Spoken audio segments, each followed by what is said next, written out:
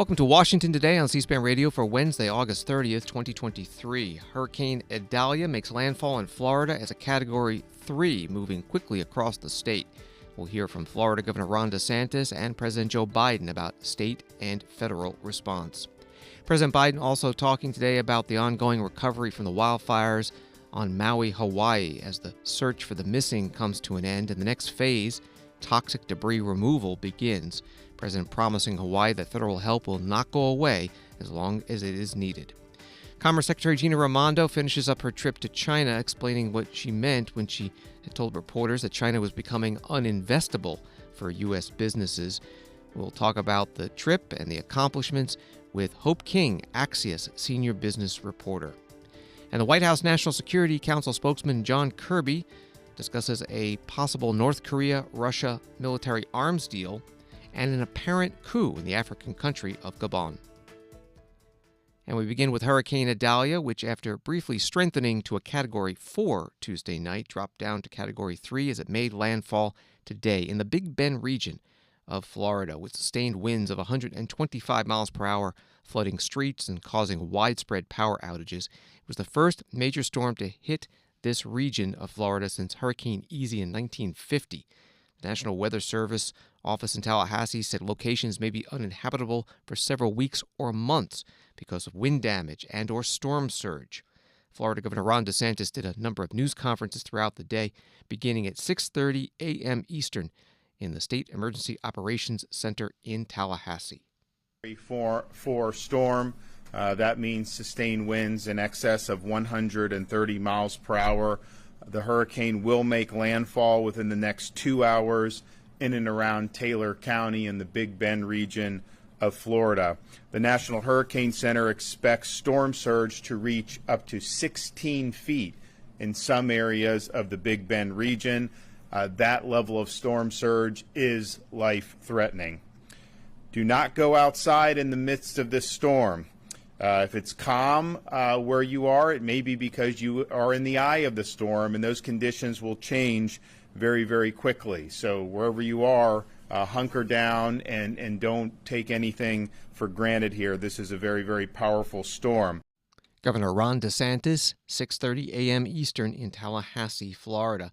By 3:30 p.m. Eastern, Hurricane Idalia had made its way across the state, weakening to a Category 1. Governor DeSantis traveled to a place where it had come ashore, Perry, in Taylor County. I think as you see behind me, there's a lot of debris, a lot of trees knocked down. You see interruption of power lines and trees going over power lines. So there's going to be a lot that's going to be required to be able to clean this up and to get everything back up and running again. We were not able to get down to Steinhatchee. Those roads are not passable yet, so as soon as that's the case, we're going to try to do it. Now, there are emergency personnel that have headed down there, of course, and so we've got Florida National Guard, Fish and Wildlife, all of our key people, as well as the local law enforcement down there. I talked with the sheriff about kind of some of the challenges. They did get a lot of water down there, there's no question. They have not received any call regarding a fatality as a result of that storm surge, but that's up to this point. I mean, so we'll see what happens as people go down there. So there's going to be a lot that's going to need to be done in that area. They got an awful lot of water.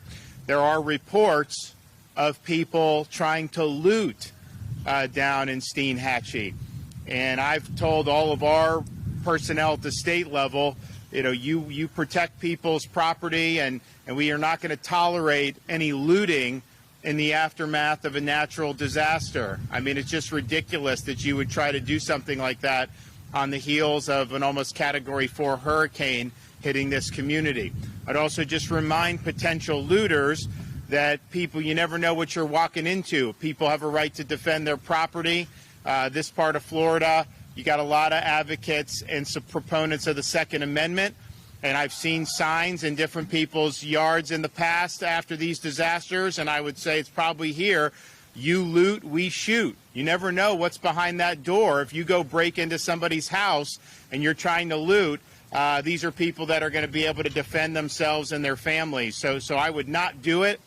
We are going to hold you accountable from a law enforcement perspective at a minimum, and it could even be worse than that depending on what's behind that door. So let's all band together and lift people up and not try to take advantage of a difficult situation.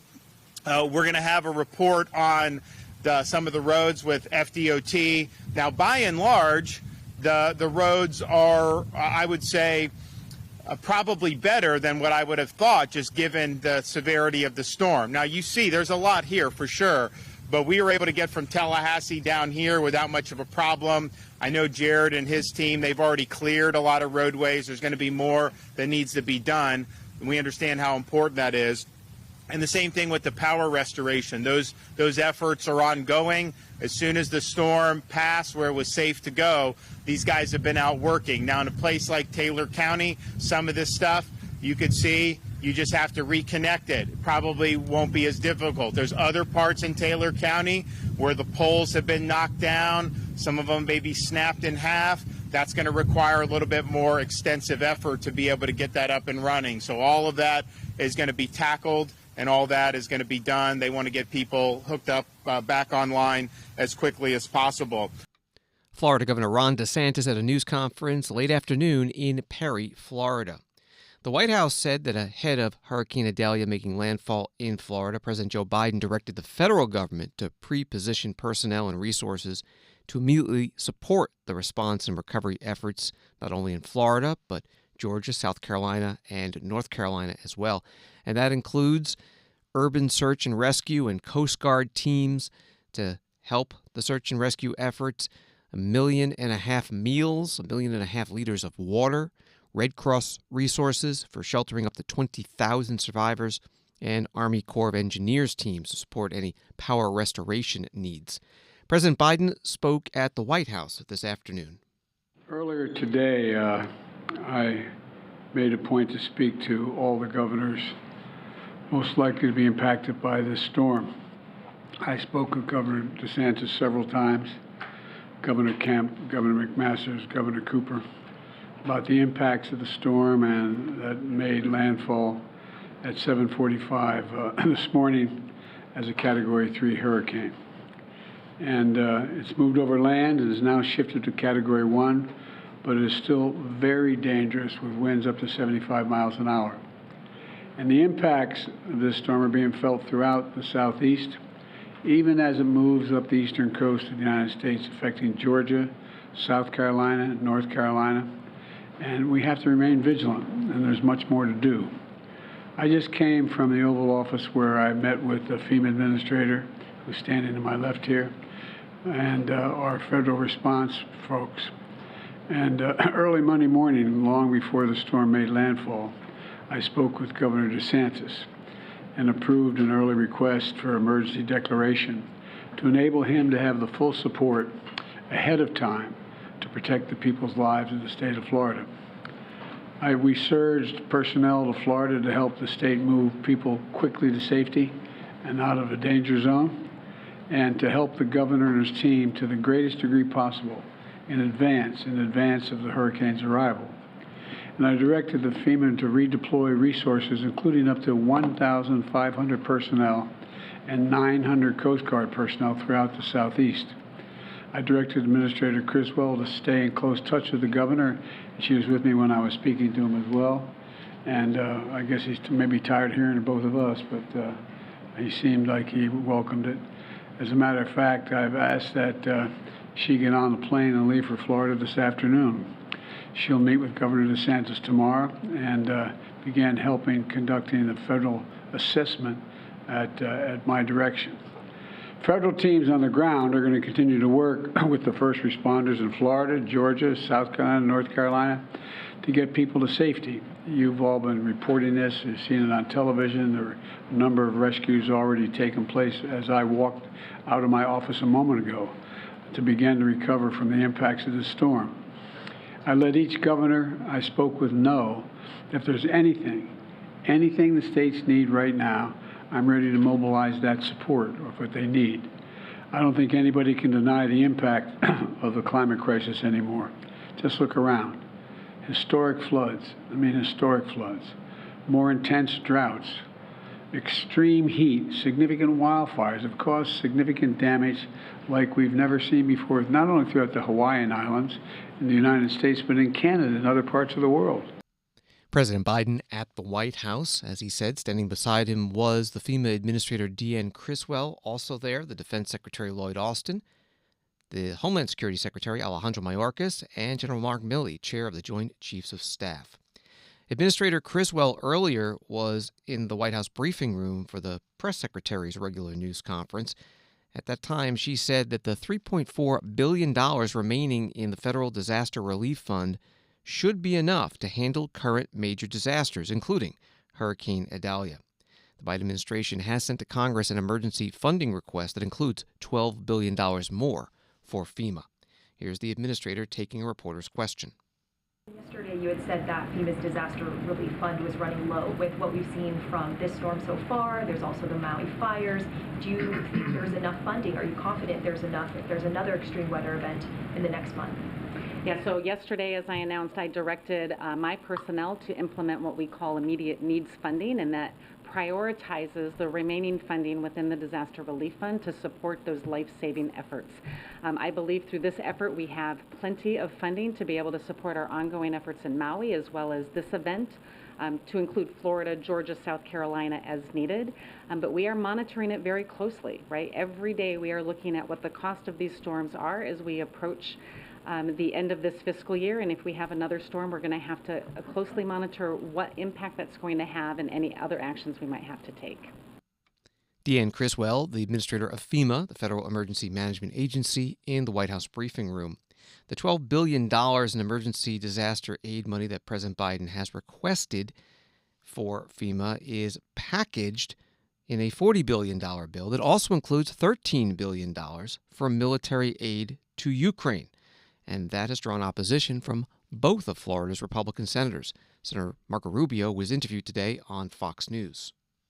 We would hope that hurricane recovery and things of this nature continue to be one of the few things that's left out there that's nonpartisan and non-political. So, I'm encouraged that the president's continued that tradition, at least in his response. We have a more fundamental problem, and that is the disaster relief fund inside of FEMA is woefully low. We knew that back in June.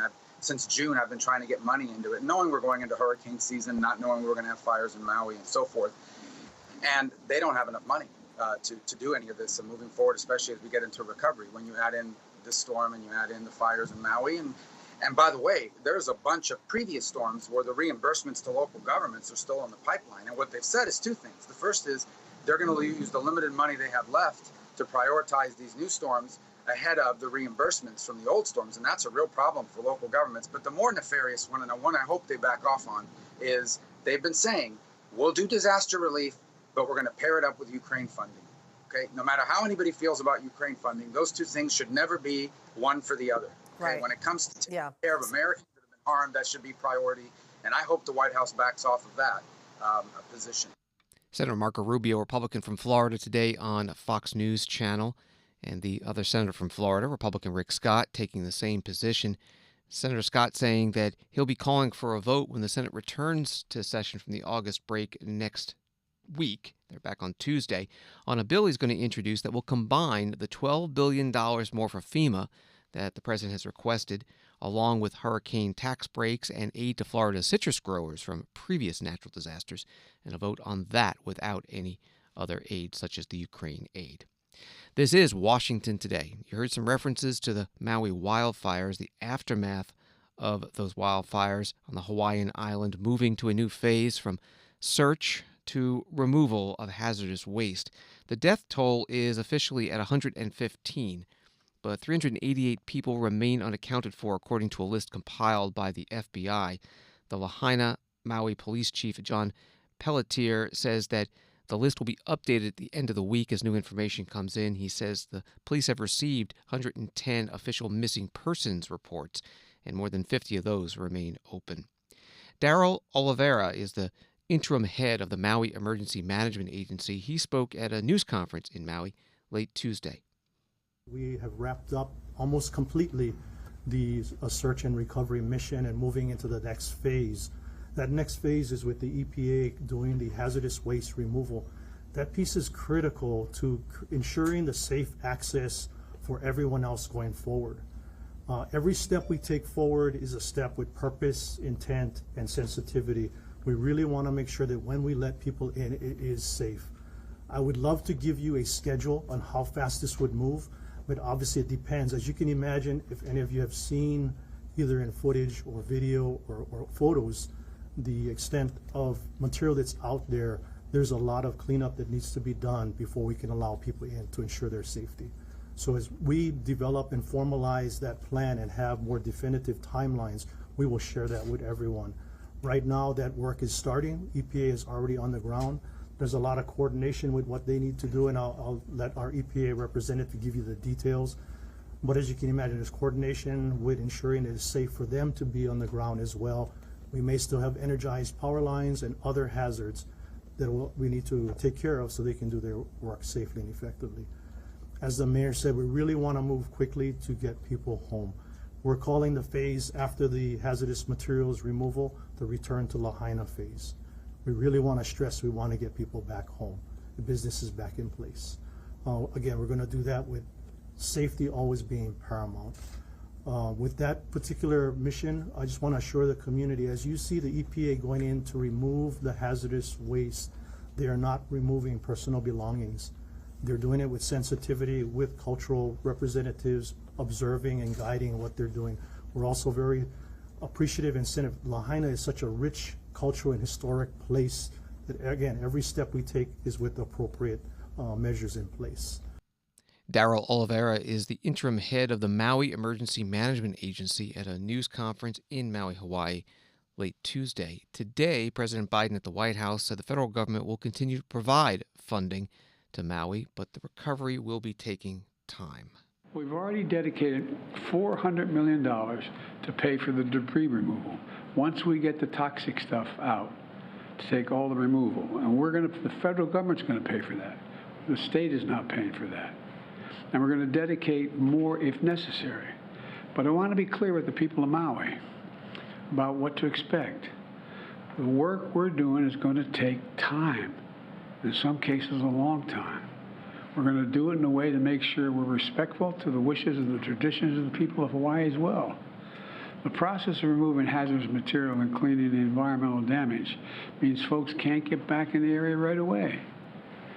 The start of school has been disrupted. It's painful. I get it. But what can I tell you? The one thing I can tell you is that we're going to be with you every step of the way. We're not walking away. When Jill and I visited, we were struck by the absolute courage of the people there. People who lost loved ones, lost everything. People are just trying to find out whether the ones they lost. Are they gone? Are they dead? Are they missing? Or are they just not accountable? Where are they? They've lost everything. Everywhere we turned, we saw and felt the aloha spirit.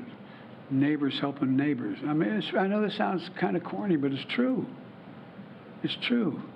Everybody's reaching out, trying to help the other guy. Turning pain into purpose and keeping the faith. President Biden at the White House. He also announced that $95 million from the infrastructure law will be spent to strengthen Hawaii's electrical grid and prevent future wildfires, including burying power lines, clearing brush from around the above-ground lines, and installing monitors. The Republican-led U.S. House Oversight Committee this week announced an investigation into the government's response to the Maui wildfires. Chairman James Comer, Republican from Kentucky, said in a statement that the federal, state, and local response to the wildfires raises serious questions, and Americans, especially those impacted by this tragedy, deserve answers. This is Washington Today. Story from ABC News. The Senate Minority Leader Mitch McConnell on Wednesday appeared to freeze again during a press conference in his home state of Kentucky. Video showed the Republican senator speaking in Covington when he was asked by a reporter about whether he will run for re-election in 2026. Senator McConnell trailed off and was seen staring ahead for several seconds before an aide stepped in to ask if he'd heard the question. Senator McConnell, 81 years old, sparked concern in late July when he was escorted away from the podium on Capitol Hill after he stopped speaking mid-sentence. After 20 seconds, he was helped away from the podium by two of his colleagues. The senator reappeared at the microphone then minutes later to continue answering questions. Asked about the episode, he told reporters he was fine. That was from ABC News. Here is what happened today. Senator, you're up for election in 3 short years. What are your thoughts on this? I'm sorry, I had a hard time hearing you. That's okay. What are your thoughts on running for re-election in 2026? What are my thoughts about what? Running for re-election in 2026. That's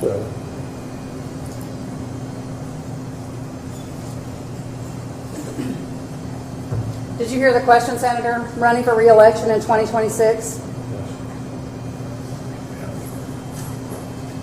All right, I'm sorry, you all. We're going to need a minute. Senator. Benny.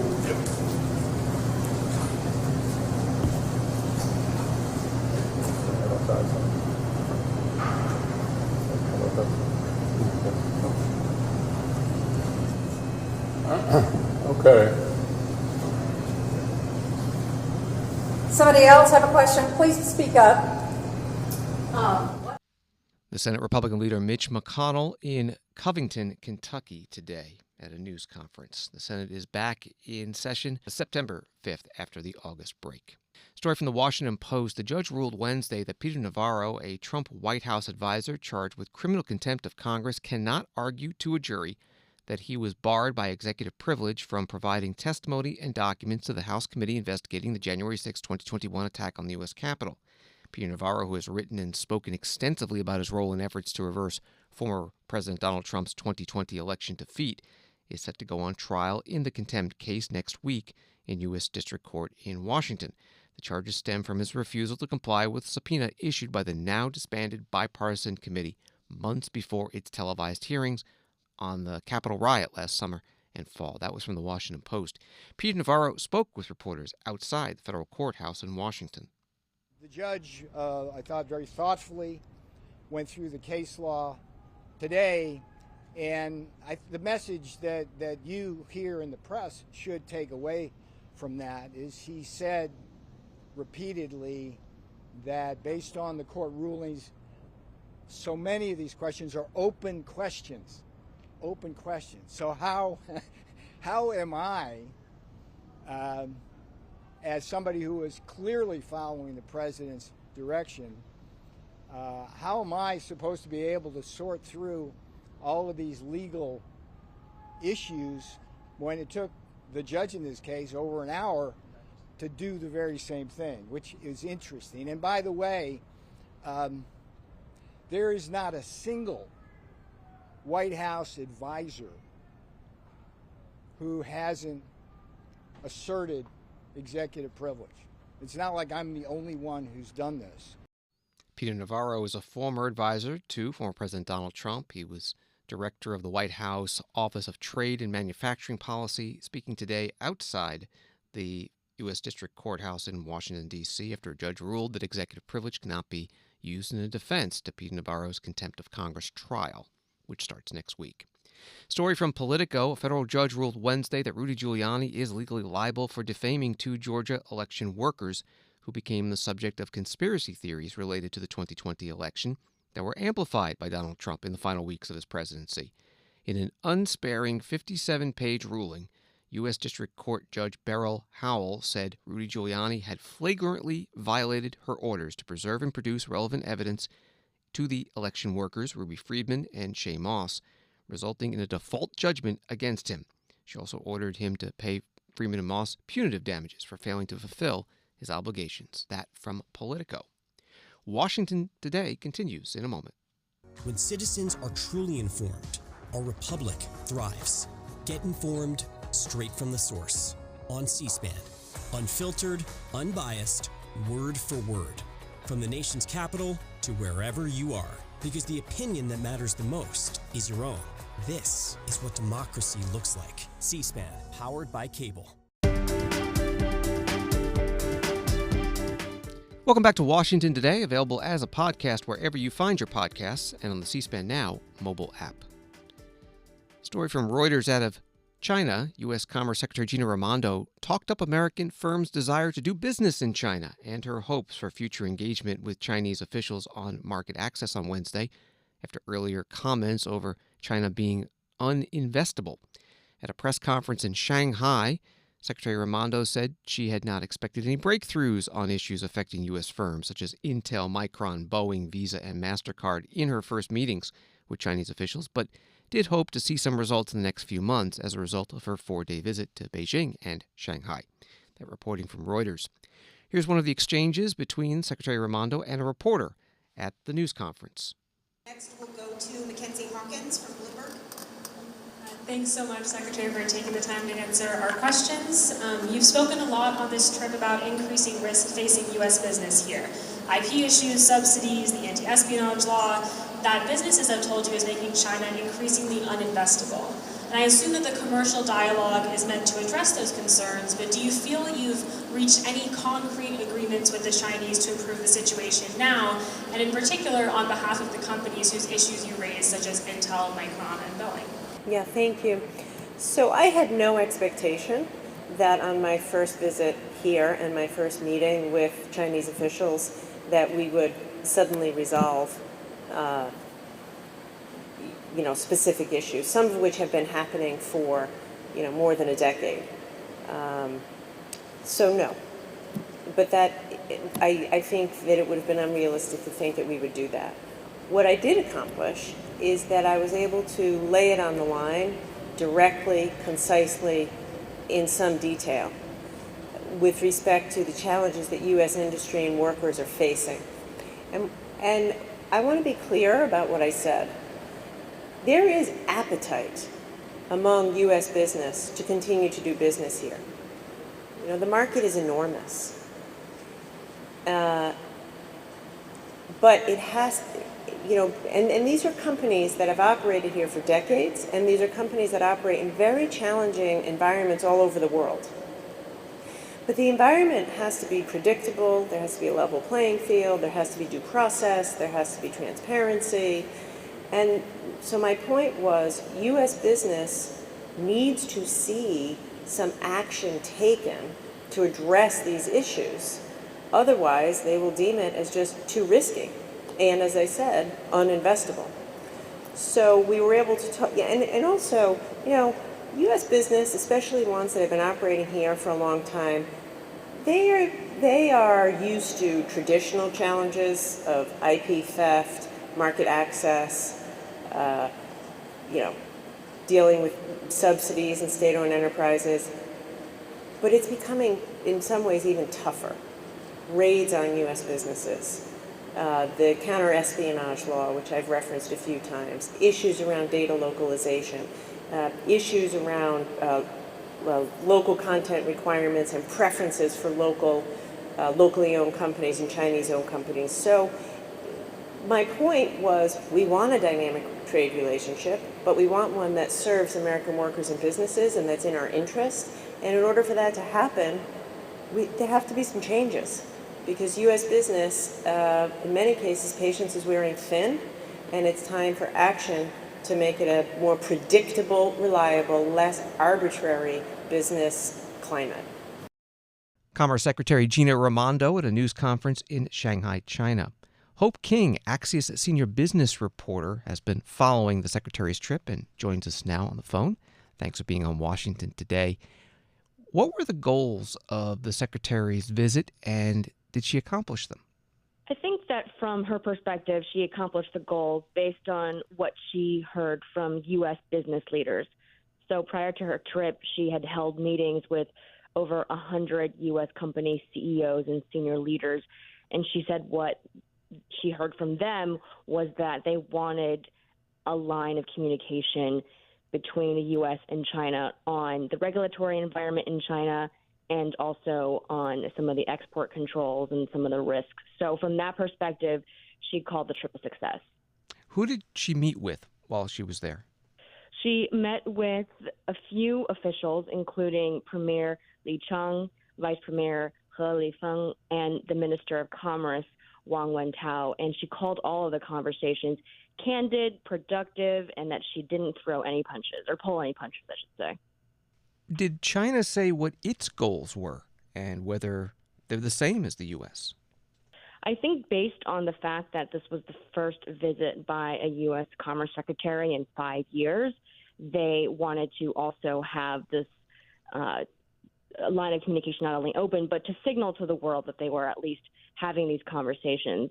Now, from the readouts from her meeting, it seemed like the Chinese officials that she met with also wanted some clarity on some of those export controls, but she had emphasized that the U.S. would not compromise on those decisions. She is the Commerce Secretary, so deals with trade, but as you pointed out, that crosses over into national security concerns. How is that balanced? It's a tricky one, and she emphasized at several points the idea that they wanted these meetings to be productive and that they did not see decoupling as a goal for the U.S. in an economic sense or in a national security sense. But again, at the same time, she also talked about the importance of the U.S. protecting its intellectual property, of protecting its national security. And so, to say both of those things at the same time, you can infer from that any kind of discussion and agreement between the two countries going forward will have to be incredibly nuanced. But I think that she and other officials from the Biden administration have wanted to emphasize this very careful line they're walking right now. We're talking with Hope King, a reporter with Axios. The Commerce Secretary just visiting. The Treasury Secretary visited a few months ago. Secretary Blinken, Secretary of State, visited as well. How far has U.S. Chinese relations progressed since the Chinese spy balloon incident earlier this year?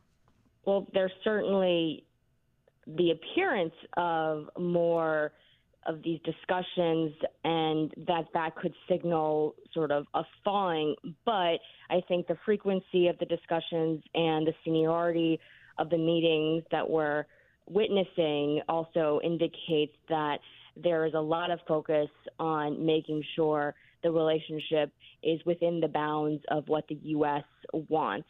So I think in one sense, you could look at these discussions and meetings as an optimistic sign that there's at least conversation. And we know COVID prevented travel from the U.S. to China, so that was at least a way to make up for lost time. But again, the fact that we're seeing so many, I think, is an indication that the U.S.'s top priority is to make sure that national security is the driving force of their policy, while maintaining the relationship to signal to businesses and really consumers too that there's not going to be an abrupt breaking of ties between the two countries. Have senior Chinese officials also been visiting the U.S.? Not to this degree at all. And so I think that's also what's very notable, to your point. The emphasis has been from Secretary Raimondo and the other cabinet officials that they don't want to decouple from China. What exactly does the Biden administration want from the U.S. Chinese relationship? I think they want, from their perspective, fair terms for U.S. businesses to operate in China and for U.S. businesses to be protected, so that if they are doing business in China, that their intellectual property is maintained, that they don't need to give up any trade secrets in order to do business in China, and also to then open up vulnerabilities within our technology systems that are operating overseas to then be potentially infiltrated, by Chinese officials and their surveillance system. So I think that is really the ultimate goal they want to achieve through all the export controls that we've seen in recent months. And what's next now that Secretary Raimondo is flying back to the U.S.? Well, she says that she remains clear-eyed about the challenges that remain, and that for now, at least establishing this line of communication is a good start. There will be some meetings to talk about how Chinese tourists can come back to the U.S. and continue to spend and travel as they have before COVID. So there are some signs that those communication channels are now lit up and that there will be at least discussions coming from them. But again, without this idea of compromise going forward, I think we're going to see more of these meetings, yield the same kind of language that we've seen now, which is the U.S. is not compromising on national security, but they're going to find every way possible to continue the relations that they've had to foster economic transparency between the two countries and to keep business going. Hope King, Axios Senior Business Reporter and co-author of Axios Closer. Her story is at axios.com and on X, formerly Twitter, at Hope King. Thank you very much. Thank you for having me. The U.S. House Select Committee on the Chinese Communist Party held a roundtable discussion today in Stoughton, Wisconsin, in a factory by Stoughton Trailers, which makes grain, refrigeration, and semi-truck trailers, on, as the committee describes it, the Chinese Communist Party's deliberate undermining of American manufacturing. Congressman Mike Gallagher, Republican from Wisconsin, is the committee chair. The decline of American industry is not inevitable and never has been. Deindustrialization is a policy choice, and it's been the favored choice of both parties for far too long. But more than Democrats or Republicans, American deindustrialization has been the favored policy choice of the Chinese Communist Party in Beijing. Here's what happens. China heavily subsidizes national champions in critical industries like steel, shipbuilding, automotive parts, electric batteries, photovoltaics, and countless other industries. And what does a favored Chinese company get? Well, they get free real estate. They get the state-mandated obliteration of all domestic competition within China. They get huge cash subsidies, practically free loans, and a total pass on environmental standards or workplace safety regulations. I would submit we probably couldn't hold a roundtable like this in your Chinese competitor factory. Wouldn't be safe for us. No pesky organized labor to give underpaid workers a way to complain, because they know what happens when you complain. You disappear. And perhaps most egregious of all, a vast state-directed industrial espionage apparatus that's ready to coerce, hack, or steal any intellectual property or trade secrets that you need. Therefore, our companies in Wisconsin, our companies in Illinois, our companies across America are competing against Chinese firms that often literally cannot go bankrupt or be underpriced. And in the case of Stoughton Trailers, their Chinese competitors were selling products into the U.S. for less than the cost of the raw materials that were used to produce them. That's not competition. That's not fair competition in any meaningful sense. That's an economic disease that's eaten away at the fabric of our communities here for decades. Congressman Mike Gallagher, Republican from Wisconsin, chair of the House Select Committee on the Chinese Communist Party, at today's roundtable on U.S. manufacturing held in Stoughton, Wisconsin. It was bipartisan. There were Democrats there as well, and we'll have the full video at our website, cspan.org. On Wall Street today, the Dow up 37, NASDAQ up 75, S&P up 17. U.S. Labor Department issuing a proposed rule to increase the amount of salary a worker can earn and qualify for automatic overtime pay from about $35,500 a year to $55,000 a year. The department says that would make 3.6 million more salaried workers eligible for time-and-a-half pay whenever they work more than 40 hours a week. Proposed rule would also require the salary threshold be updated every 3 years to reflect current earning data. The August jobs report will come out Friday. Payroll processor ADP predicts that private employers added 177,000 jobs in August. That's down from 371,000 added in July. From the Associated Press, the White House on Wednesday said that it has new intelligence that shows Russian President Vladimir Putin and North Korean leader Kim Jong-un have swapped letters as Russia looks to North Korea for munitions for the war in Ukraine. National Security Council spokesman John Kirby detailed the latest finding just weeks after the White House said that it had determined that Russian Defense Minister Sergei Shoigu, during a recent visit to Pyongyang, called on North Korean officials to increase the sale of munitions to Moscow for its Ukraine war. That reporting from Associated Press. Here's John Kirby on an audio-only virtual news conference. The DPRK negotiating with Russia, does the administration take a stance as to whether or not that shows strength or weakness with the Russian military? And since the Wagner uprising and the death of Prigozhin, what's the administration's view on how that has affected the Russian government? So look, on your first question, I'll make this simple. Weakness. why else would Mr. Putin have to be reaching out to, as I put it in my topper, rogue regimes? Where he's going to Iran, he's going to North Korea to try to get artillery shells and the basic materials so that he can continue to shore up his defense industrial base. There is no other way to look at that than desperation and weakness, quite frankly. Now, on the Prigozhin, I may be answering this question differently than you asked it. So if I don't scratch the itch, then jump back in and tell me to shut up and try again. But it's difficult to look. I mean, you got to take 10 steps back here, Brian, and look at what's happened over the last 18 months. Mr. Putin has achieved, let me count it, 0 of his strategic goals in Ukraine. None. He has lost tens of thousands, if not hundreds of thousands of troops, either killed or wounded in this war.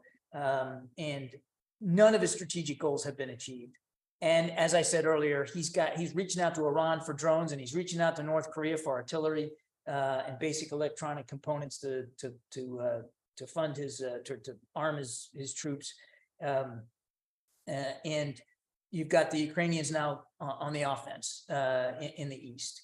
So in the context of all that, he had a private military contractor, oh, by the way, which he had to rely on almost exclusively to try to take a town in the Donbass called Bakhmut. And then this private military contractor, the head of it, basically leads his own attempted takeover of it, at the very least, the Ministry of Defense. It's hard to look at any of all that stuff and come away thinking that Mr. Putin is somehow stronger, or that he's better positioned, or that things are going in his direction. So again, I come back to the first word I used in my first answer to you. It's hard to look at this and not see anything but weakness. John Kirby is Strategic Communications Coordinator for the National Security Council in a virtual audio news conference today. White House announced another military aid package for Ukraine this week, $250 million, bringing total U.S. security assistance to Ukraine over the past 18 months to almost $44 billion. Story from the New York Times, military officers said they had seized power in the oil-rich Central African nation of Gabon early on Wednesday, overturning the results of a disputed election that returned the incumbent president, Ali Bongo, for a third term in office. Appearing on state-run TV hours after Mr. Bongo was declared the winner of last weekend's vote, the officers said they were canceling the results, suspending the government, and closing Gabon's borders until further notice. John Kirby was also asked about this. The Bongo family has ruled Gabon for 56 years. Do you see this as a trend of the military officers toppling corrupt regimes that mainly supported by the West in Gabon, in Niger, and elsewhere?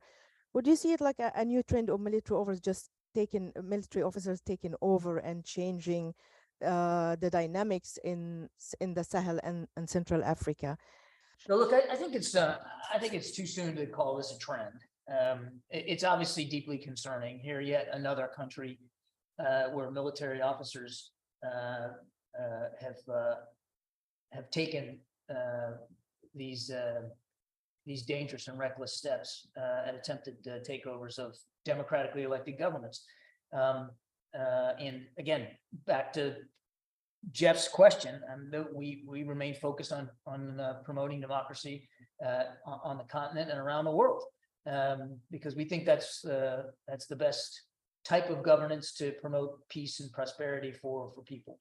But again, I think just too soon to do a table slap here and say, yep, we got a trend here going, or yep, there's going to be a domino effect. It's deeply concerning. We're going to watch this closely, and we're going to continue to do everything we can to support the ideals, the democratic ideals of that are expressed by African people throughout the continent. That's going to be our focus. National Security Council spokesperson John Kirby in a virtual news conference on the apparent military coup in Gabon, coming just over a month after a military coup in the African country of Niger. Russian Foreign Ministry spokeswoman Maria Zakharova telling reporters today about Gabon, Moscow has received with concern reports of a sharp deterioration in the internal situation in our friendly African country. We continue to closely monitor the development of the situation and hope for its speedy stabilization. Thanks for listening to Washington Today. To get the stories Washington is talking about emailed to you every day, subscribe to C-SPAN's evening newsletter, word for word. You can sign up at cspan.org/connect. Have a good night.